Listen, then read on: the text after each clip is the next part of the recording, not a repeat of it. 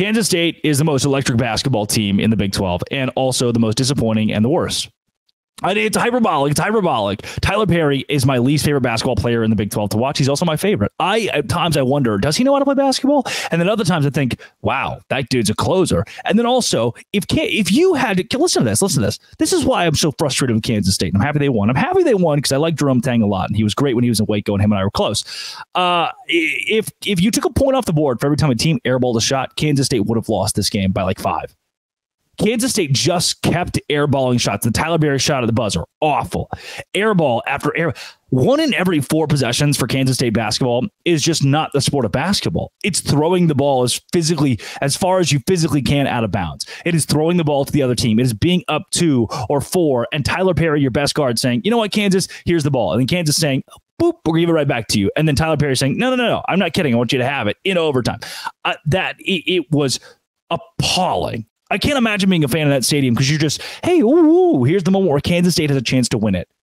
And they just do something stupid that gave Kansas hope. The same Kansas team that led by double digits.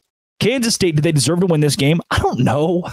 I can't make the case the officials won it for Kansas State because we've seen so much home cooking at Allen Fieldhouse that even Kansas fans will admit that sometimes it gets a little one-sided. And for Kansas State, yeah, there are a couple calls that go your way there. The one where the guy throws the ball out of bounds and it definitely wasn't touched by Kansas and it still stayed Kansas State ball. And there was the one where they called the cylinder foul on Dickinson. It's just a trap. We can still trap in college basketball.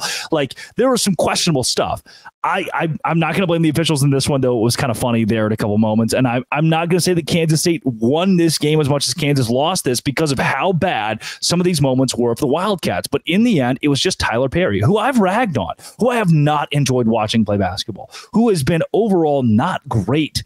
To me, overall, not great. Too many moments with this team now 5-5 in Big 12 play where I think, oh, Kansas State, they're a tournament team. They made it to the Elite 8 last year. They're good again this year. They have Tylor Perry, who was supposed to be one of the best guards in the country.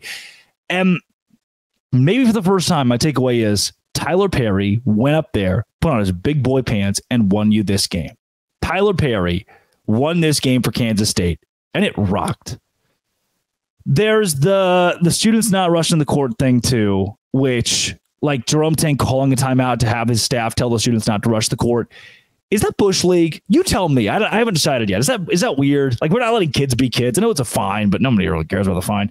Are we just not letting kids be kids? And when he tells the students, like, hey, don't say the FKU thing, where he's like, let's talk about us, not our opponent. Do you like that?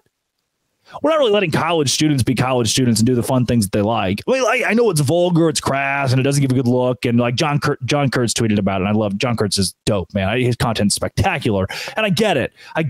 Like, you don't want to put a bad rap on your fan base by rushing the court or saying the F word, but dude, at some point, like, I was in college a year ago.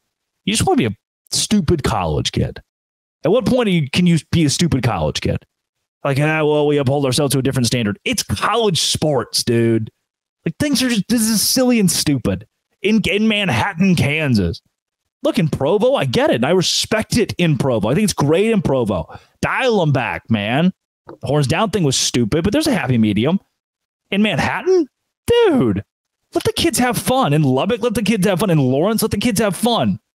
In Waco, in Provo, sure, dial it back. In Orlando, have at it.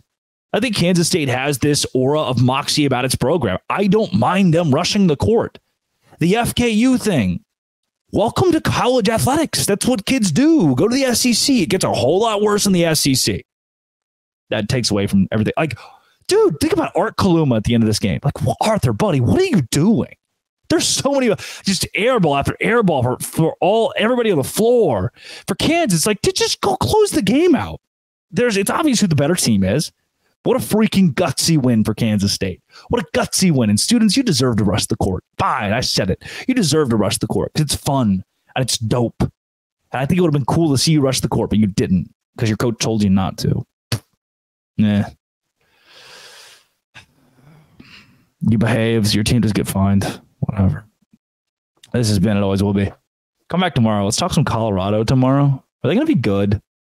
They're looking pretty good. Also, I'm going to Tampa with the Bananas and the Party Animals. So recording schedule might get funky at the end of the week. Wish me luck.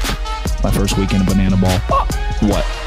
This has been Always Will Be Locked On. Thanks for making it your first listen every single day. Dose Grande.